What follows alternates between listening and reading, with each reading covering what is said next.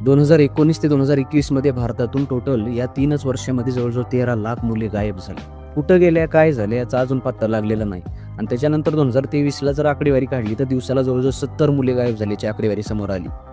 तर मित्रांनो, नेमकं कारण काय या मुली गायब होण्याचं? नेमक्या मुली गायब कशा झाल्या? पळून गेल्या की त्यांना पळून नेलं गेलं की त्यांना कुठे बाहेर नेऊन त्यांच्यासोबत काही गैरप्रकार करण्यात आला?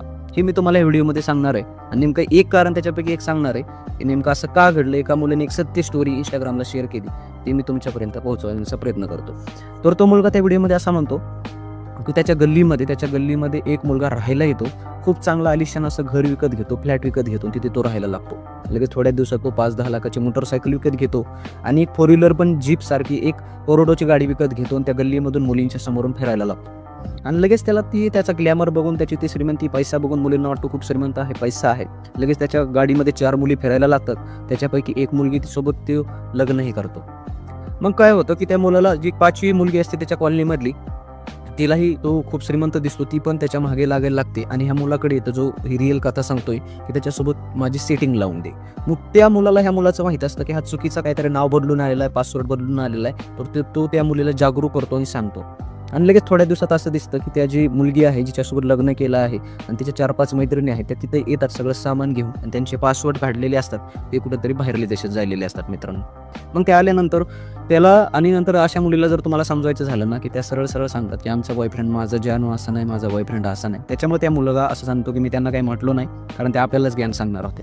मग त्याच्यानंतर त्या जी मुली गेल्या आणि तो मुलगाही गेला. आणि त्यांची जी टीम असते ना, त्यांच्या हवाली केलं मुलींना फसवायची. तर त्यांच्या गाडी, पैसा वगैरे, त्यांनी ते बाईक वगैरे त्यांच्या हवाली केला आणि तो निघून गेला त्या मुलींना घेऊन.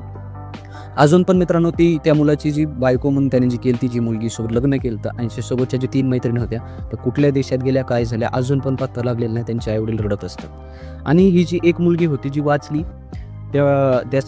नंतर त्या दुसऱ्या मुलाने तिला जी वाचवलं, ती मुलगी बिचारी वाचली नाही, तर बाकीच्या 30 फक्त याच्या ट्रॅपमधून अडकली नाही आणि ह्या मुलगी गायब झाल्या. याच्या मागचं मेन कारण म्हणजे काय की मुली, म्हणजे पालकांना मेन म्हणजे लक्षात घ्यायचे की सगळ्यात जास्त 70% हे जे प्रकरण होतात ना, मोबाईलपासून होतात. कारण हे मुलं, अशी जी मुली आहेत त्यांचे कॉन्टॅक्टच फक्त मोबाईलमधून तर सोशल मीडियावरून होतात. तर पालकांनी थोडं जागरूक राहायला पाहिजे. आणि मुलींनाही सांगणे माझं की अनोळखी लोकांच्या अशा रिक्वेस्ट घेऊ नका, कारण लव्ह जिहाद सारखे प्रकरण येतात. त्याच्यामध्ये एक तर देशाची म्हणजे स्पोर्ट प्लेअर आहे, काहीतरी टेनिसवाली, आंतरराष्ट्रीय लेवलला खेळते.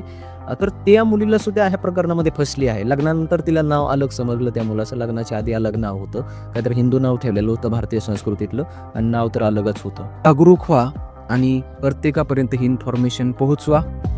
थँक्यू. भेटू पुढल्या व्हिडिओमध्ये. धन्यवाद.